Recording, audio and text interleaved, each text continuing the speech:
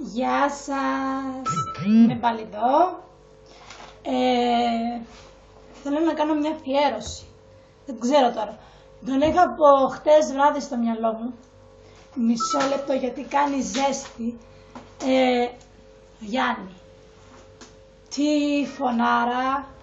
Ειλικρινά σε λατρεύω, γλυκάκι. Θέλω να μου μιλάς.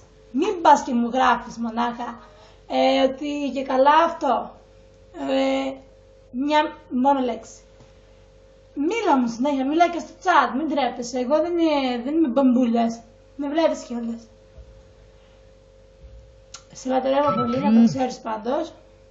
Και σε γάλω το βράδυ στο νου, να μην σε ξεχάσω να σε βάλω. Σε αγαπάω πολύ.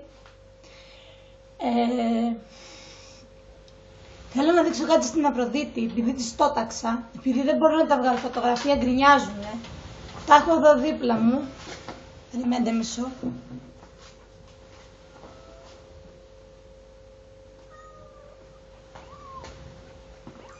Είναι ο Άγγελος, Αφροδίτη. Δεν ξέρω αν ακούγεται, αλλά γκρινιάζει πολύ. Είναι η αγάπη μου. Όσο δεν πάει άλλο, γκρινιάζει τώρα.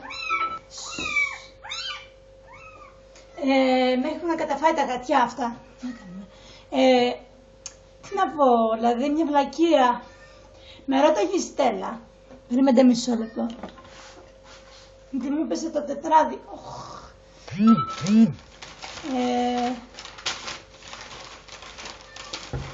Το έχω βάλει και σε χαρτί να μην το ξεχάσω. Τι να κάνω. Λέει να πω για την τρύπα του ορίζοντα.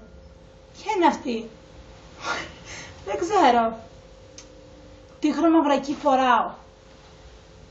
Λέω παρδαλέ. Σουτιέν μαύρο. Τι θες.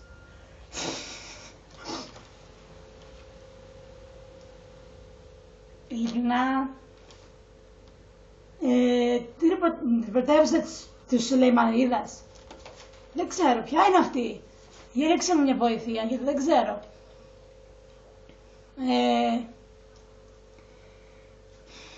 Επειδή έχω νευριάσει κιόλας, δεν ξέρω τι να πω. Παθαίνω αυτό το της ντροπής, ας πούμε.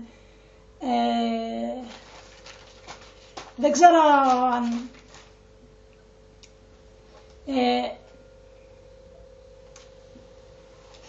ποια να πω τώρα. Πάψε εσύ. Έχω κι άλλη μια γάτα εδώ και με έχουν βασανίσει τα γατιά.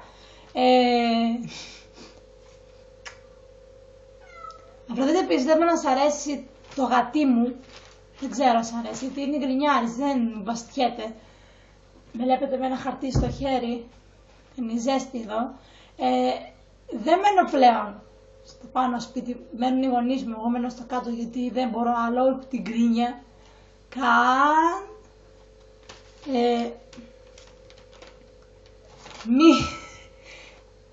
Να μου λέτε και ιδέες, γιατί βλοκέρνω.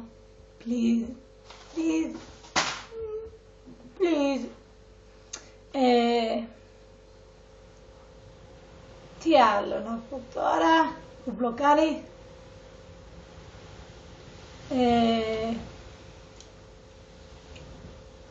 Να κάνετε πολλές βλακίες μες στα βίντεο. Δεν έχω παρακολουθήσει κιόλας. Μια φορά το μήνα.